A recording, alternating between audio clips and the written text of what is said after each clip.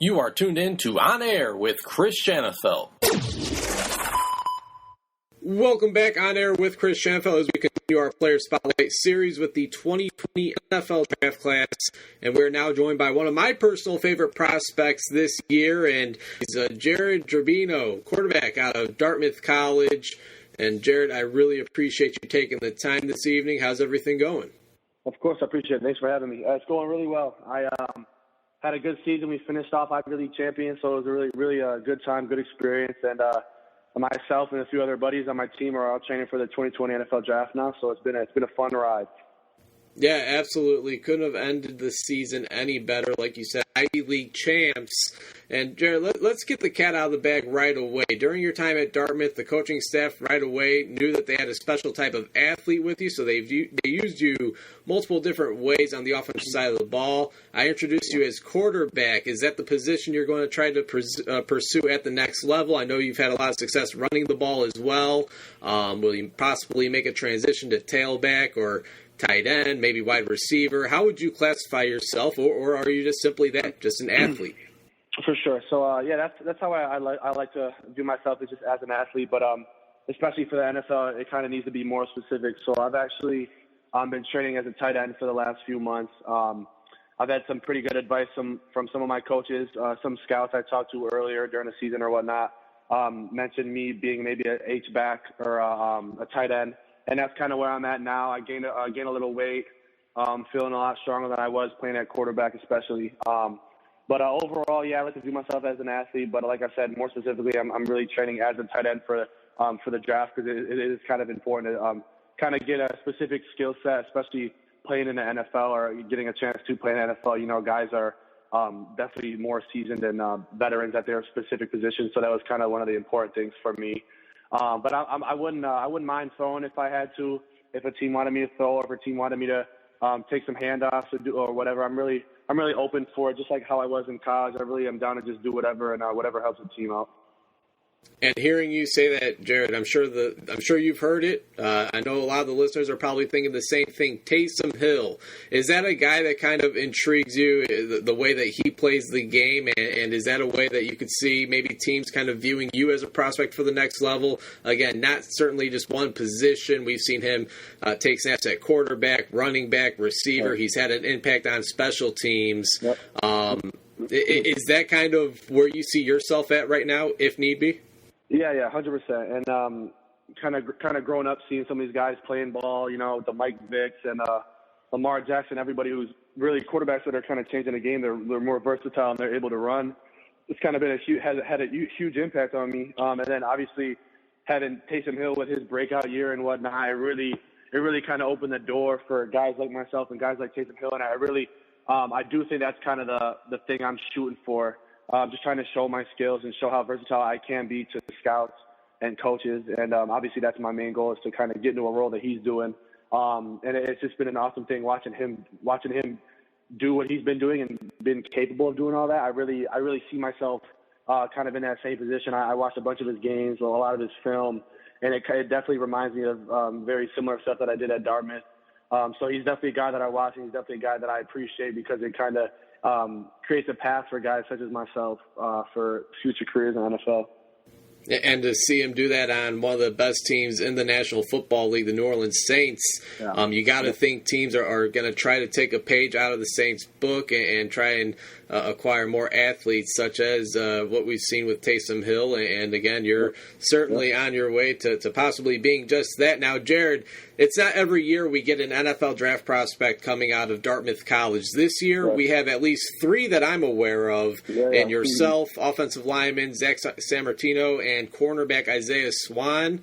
There may be more. When did it hit you, Jared, that you had a legit shot at furthering your football career at the professional level? For sure. Well, we do have actually. I think we actually have I think we have 8+ guys actually trying. It's been. I kind of found out my freshman year, actually, when I actually got there as a quarterback. Dartmouth was my only offer at quarterback. All the other offers were actually as athletes or tight ends. So I got there, and I had a different quarterback coach, a different OC at the time, and we weren't really seeing eye to eye. So I ended up actually switching over to tight end that year for about like week 3 of the season. And I ended up winning like Scout Team Player of the Year that year at like basically wide receiver, tight end, and at quarterback. They had me doing basically I was playing all the guys for Scout Team and giving the defense good looks and whatnot. And I think at that point I realized that I could just kind of play football. I didn't really need a specific position. And honestly, from that point forward, I really just trusted my coaches, trusted the process, and obviously turned into a pretty solid football player. And obviously without my teammates and my coaches, I wouldn't be where I am today. But I really think that's kind of what helped shape everything.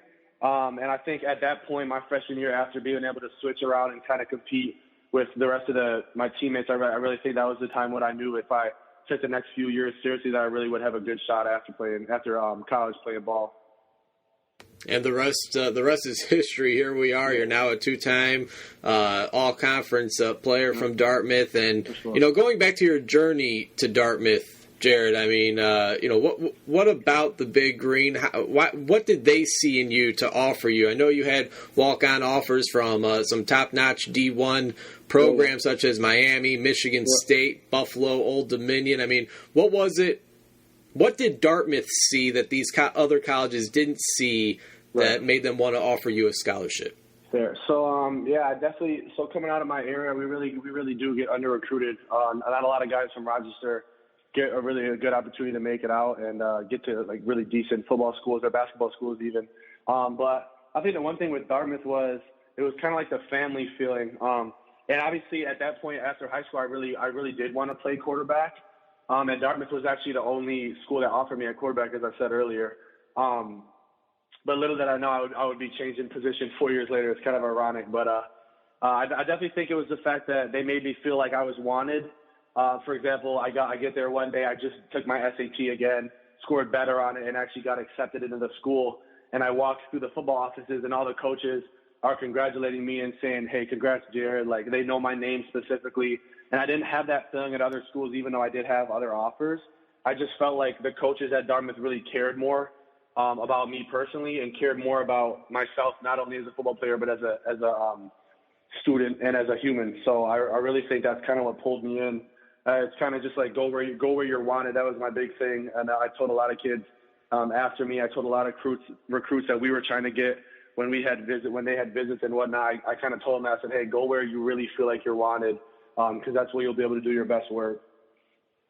Yeah, and, to be wanted by college such as Dartmouth with such rich tradition, such history, obviously not only academically, but, what you guys have been able to do since you've been on a part of the football program and even years prior, one of the better programs in the country as well.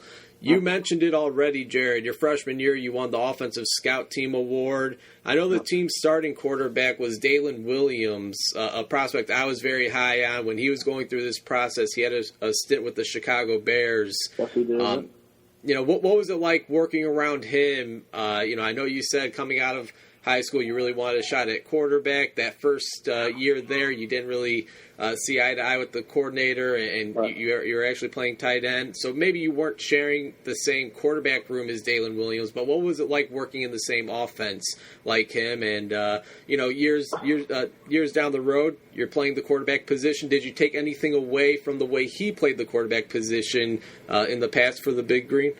Right. So I missed Dalen by a year. But I actually knew him. But I actually know him very well. He's actually I consider myself very good friends with him. So I was actually around him more than you would think with a kid who already graduated. But Dalen actually had to come back to campus and kind of finish out a few terms because of his NFL stint. So I did. I actually got to compete with him. I got to play basketball with him. I got to talk football with him and whatnot. And he's just 100% a great dude. But I think I actually, it's funny you say that. I called him after our Brown game. This is my last game of my career this year. I FaceTimed Dalen after I found out that I beat his rushing record by 2 yards for quarterbacks. So I'm now the number one rushing quarterback in Dartmouth history, and I beat him by 2 yards, and I had no idea throughout the season. It just kind of happened that way. So I ended up FaceTiming him and then kind of busting his balls about it. And I actually thanked him. I told him he really kind of set the foundation for this type of quarterback at Dartmouth, and I just wanted to thank him for kind of being so open and being so helpful throughout the years in general, and kind of just being that support system. So, like I said, he's a great dude, but I guess what I got to learn from him is just the competitive nature that he portrayed. And a lot of guys always talked about how he was just a dog in the field, and I really tried to portray that and show it in my game. So I really do have to thank him for kind of leading the way for me. Even though I didn't get to really sit in the room with him, I did get to interact with him a lot and learn from him. That's great stuff. Again, we're chatting with 2020 NFL draft prospect. He's the athlete, quarterback turned tight end, Jared Gerbino out of Dartmouth College. And Jared, this past season, you guys finished 9-1. You guys defeated Brown in the final game of your collegiate career. I mean, how big was that to not only win the Ivy League, but to finish your collegiate career off with a victory over Brown? I know you guys had lost the week prior, 20-17 against Cornell, and to be able to come back one last time and to pull out the 29-23 victory against Brown to cap off your collegiate career. How big was that in addition to winning the Ivy League your final year at Dartmouth? Yeah, I couldn't have wrote it any better. It's kind of tough for me the way that my kind of career ended. I don't know if you're familiar. I had an injury in the Harvard game. I kind of played the rest of the season on it. It's 100% better now, but it really is. It sucked for me personally, but I knew that my teammates had my back, and I knew that Derek Kyler obviously is the other quarterback, and he's just an outstanding athlete, an outstanding quarterback. So I had no doubt in my mind that we were going to win the last game. I had no doubt in my mind that we were going to end up winning the Ivy League. And I think that was one of the things that our coaches preached. It was kind of like the next man up.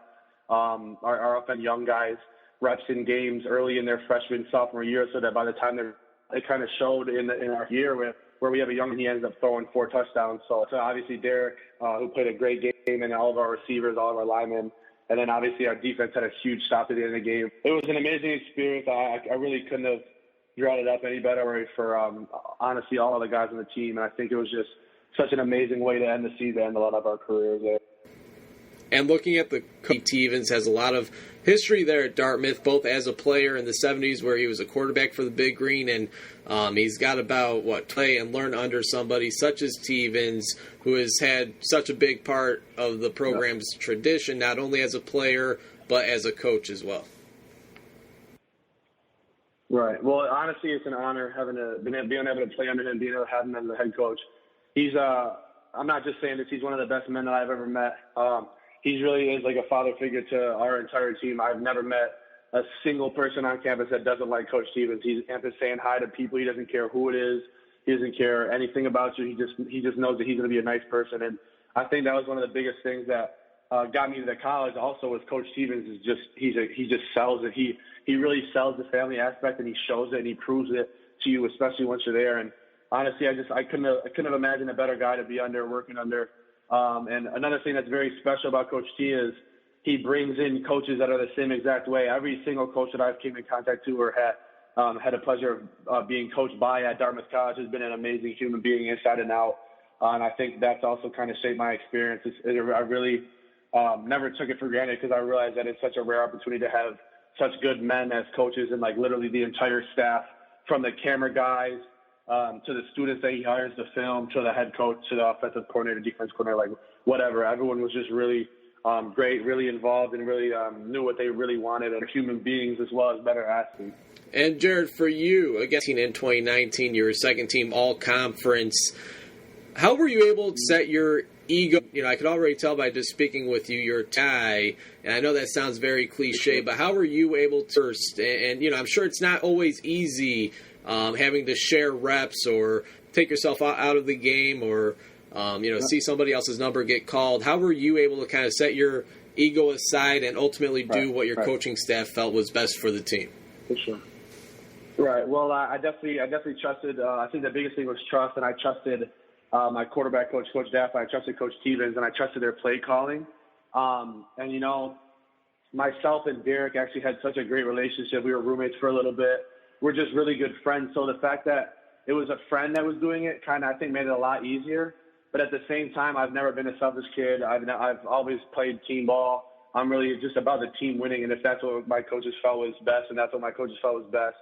If you didn't feel like you needed one, then you go back in fresh, and you do whatever you have to do. And I think the coolest part about it was our coaches knew when you were on a roll, and they would lead you in. So, for example, if my running the ball and throwing 4 or 5 times in a drive is helping, then they're going to keep me in. If they need to go for a long ball or they need kind of more finesse on a pass, they put Derek in. It really was a smooth system. I think it was kind of cool, I think, watching, just because it's really such a rare thing. You really don't see that. I think we're probably one of the only offenses in the country this year, or in a few years, that have had a 2-quarterback system, and like we openly talk about it. So like I said, I really am just a team first guy. It didn't bother me once I got past it my sophomore year. I was splitting time with Jack Hennigan, who was just a great role model, and he kind of led the way for me, because he was a senior and I was a sophomore, and he was splitting time with me, or I was splitting time with him. He was the starting quarterback, and just kind of seeing how he was so unselfish about it, and he really wanted the best, what was best for the team, and he let me kind of come in and do my thing, and he was very appreciative of me. It kind of showed me that I needed to be the same way for when maybe in the future it was going to be the same thing for me, so how it was with me and Derek. So I really want to thank Jack for that, and just kind of just how he led the way with it. He really taught me to kind of just be unselfish in general and really do what's best for the team. And like I said, the trust between myself and the coaches was just unbreakable. So I really think that's kind of how I was able to focus and kind of just do what we had to do. And here you guys are, Ivy League champs, so it certainly seemed to work out. And here you are now, preparing for the 2020 NFL Draft. Got a little bit of a buzz surrounding your name. And before we talk more about that, one last thing. I mean, playing in the Ivy League, one last thing in terms of your Dartmouth playing career, Jared. Playing in the Ivy League, you want to talk about such rich tradition in terms of just the game of college football itself. You want to go back to the Ivy League. What's it been like playing in this league over the past 4 years, and how about the rivalries? I mean, which rivalry would you get hyped for the most? I mean, would it be that Harvard game, Cornell? How excited would those matchups get you up for? Yeah.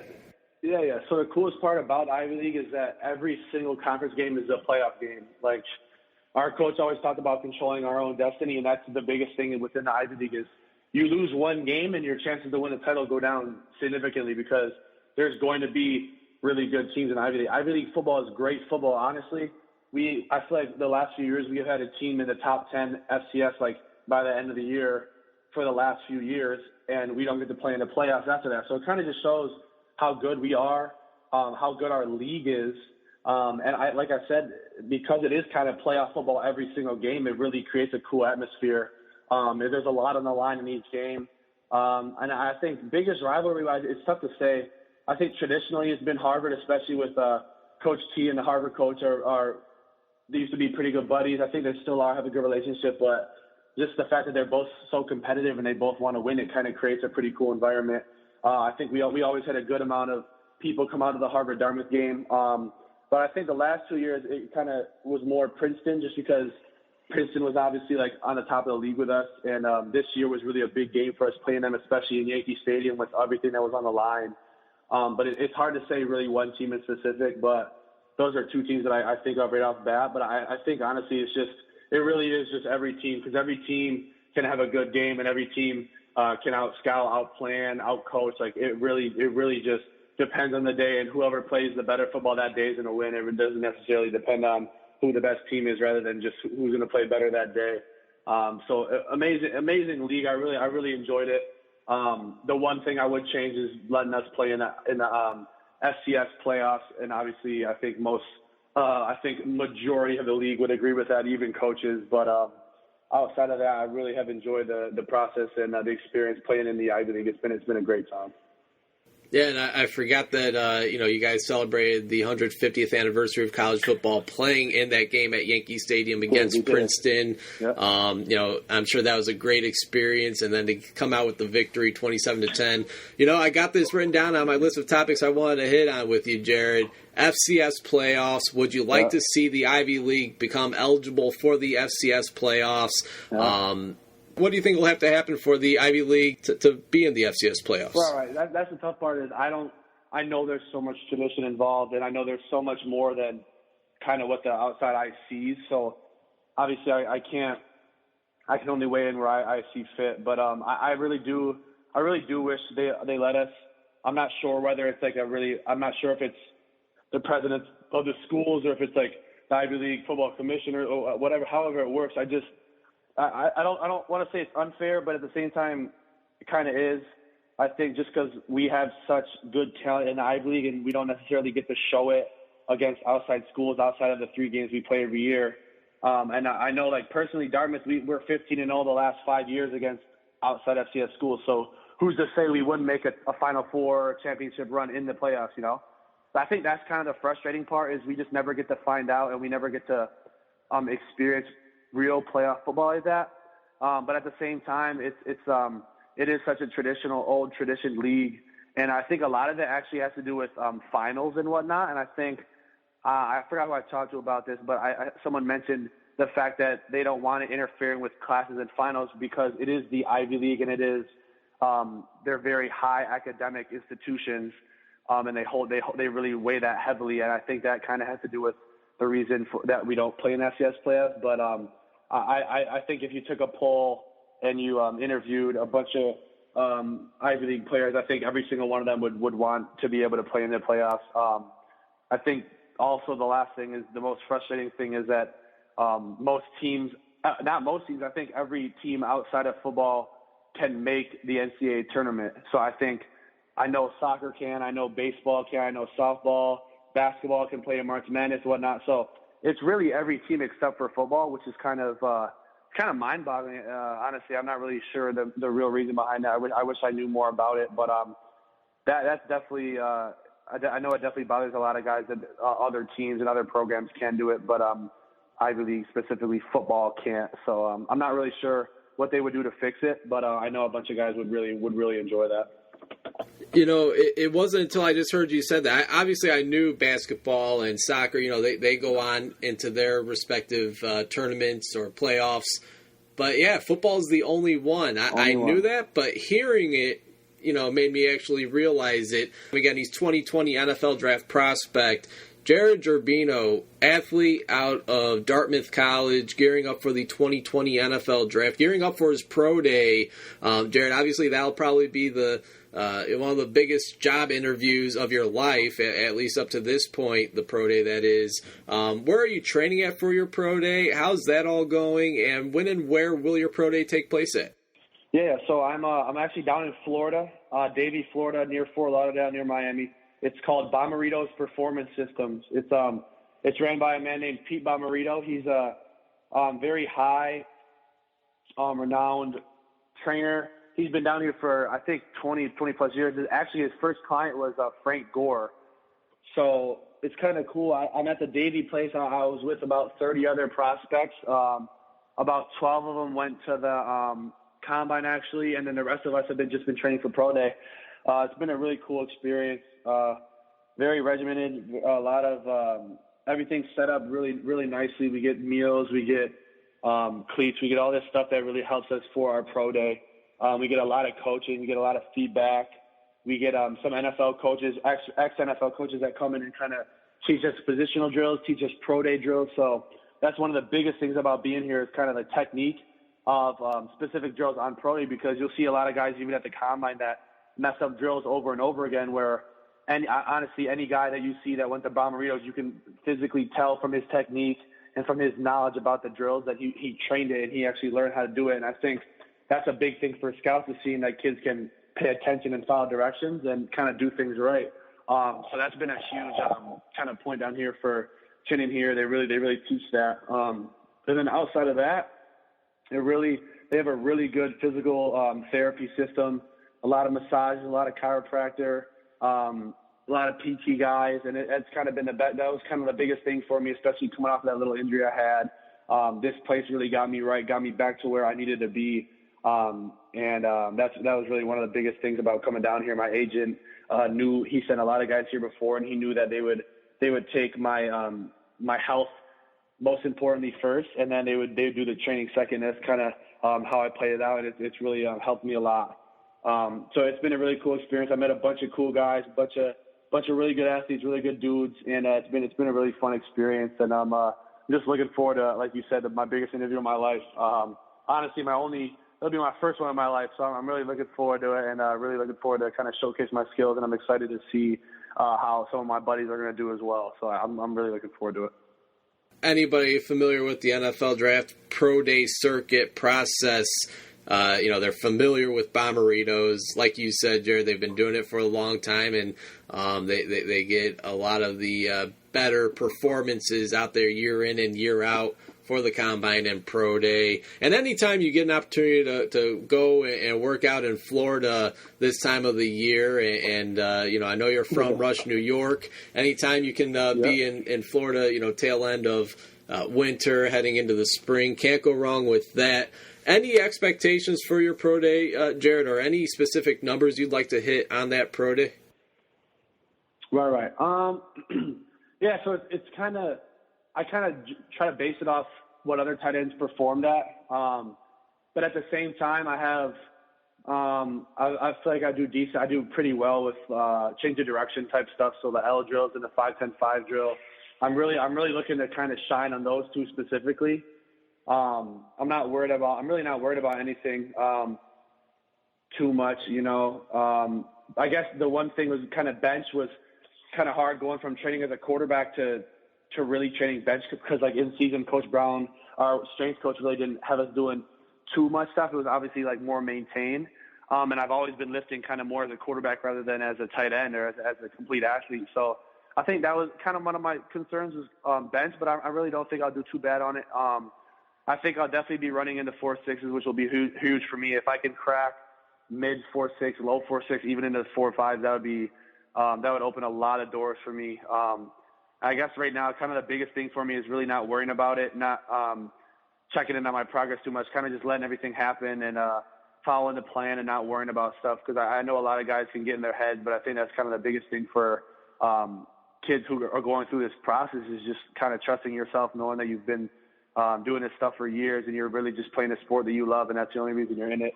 So I think that's kind of the biggest thing is just kind of maintaining focus. And like I said, the training will come with it. If you've been doing the work, you've been putting it in, it's going to come and it's going to show on the pro day specifically, and with the workouts with teams if you get workouts. So yeah, that was kind of my biggest worry. But I'm focused right now. I'm really doing well. I'm feeling a lot better. My injury's 100% healed. So I'm really looking forward to it. I'm excited to kind of be around some scouts and be able to showcase my talent. Absolutely. What has some of the feedback been like over the years when scouts would come to Dartmouth? I mean, like you said, you've always kind of been looked at as an athlete. You've shown them what you're able to do with the ball in your hands in multiple different ways. Right. Have you been able to get any feedback from any scouts over the years? More so this year. I think after last year, people started to kind of hear my name more a little bit, kind of notice Dartmouth football in general, just because we've really been just getting better every year. Definitely a few scouts I've talked to and a few scouts that have talked to my coaches have definitely mentioned H-back and tight end. I was actually informed by one of my coaches I'm really close with. He said it's time to kind of consider hanging up the cleats as far as quarterback-wise, really focusing on tight end, H-back kind of stuff, special teams, whatnot. So I've listened to him. That's kind of what I've been training at down here. I've been running the routes the last few weeks, kind of trying to hone in on my skills and my craft. And I'm okay with it. I've kind of realized that I think I've hit my ceiling at quarterback. I definitely could get a little better, but I think I'm really intrigued with kind of playing tight end position and kind of switching roles. And I really just enjoy playing the game of football in general. So. Whatever will get me on the field, honestly, whatever will get me on a team is what I'm willing to do. And I think a lot of guys would say that, especially at this level, because we all know it's such a hard league to make, and it's an even harder league to stay in. So I'm really just grateful for the opportunity, and I'm really looking forward to trying to get on a team, a roster at whatever position I can. Certainly. Well, Jared, really appreciate your time. Got to end it with the question I end all my prospect interviews with, and that is, let's say we have all 32 NFL general managers. They're listening to this very interview. Why should they want the quarterback turned tight end / athlete out of Dartmouth College, Jared Gerbino, a part of their team? Well, I think it's a pretty easy thing. I think I'm one of the better team players that I've been around. I've had a lot of really great teammates, but I know personally that I put everything on the table. I play through injuries, and I do everything that I've done has been for my team. And you can ask my coaches, you can ask my teammates about it. I'm really just a team first guy. And honestly, I just think my skill set's pretty unique I know there's a bunch of versatile guys out there, but I think just being able to play at the Division I level and kind of do a bunch of different things you don't get to see too often. I think just being able to show that I can switch from quarterback to tight end will prove that I'll be able to play at any position that's needed. And I really do think kind of the fallback of me being such a team player is really a huge thing.